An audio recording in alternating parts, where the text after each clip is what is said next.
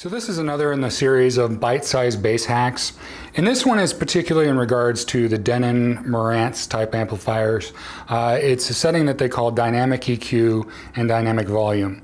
And also I'm going to touch on Odyssey in this as well. But essentially, dynamic EQ is what you get after you run room correction. And once you get that all set up, I want to make sure, or at least I like it, when I have dynamic EQ on and dynamic volume off. I also like to have my Odyssey setting as flat instead of reference. Now with any of these settings I talk about, you can go through, adjust the setting, and try it both ways. Close your eyes and just listen to see what sounds better to you. I just personally prefer the flat as opposed to the reference setting in the Odyssey. And then I prefer dynamic EQ, but I don't like dynamic volume. Dynamic volume doesn't sit as well with me. It sounds too compressed and it just doesn't sound right. Whereas dynamic EQ adds a lot to the bass. It also makes it to where when you're listening at lower levels, you're still getting good bass. So I find it to be a pretty useful setting.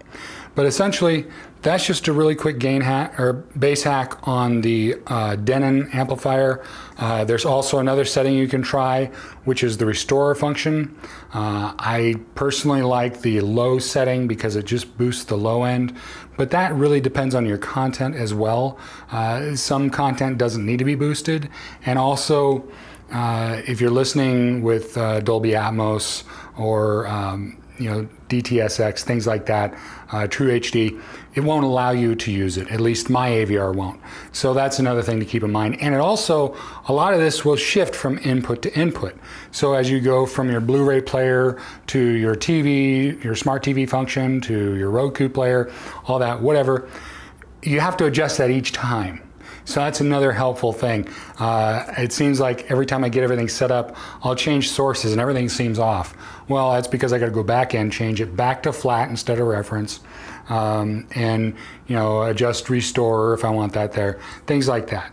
So that's just a quick bass hack when it comes to Denon and Marantz. I don't really have anything for Onkyo because I don't have any Onkyo products, things like that.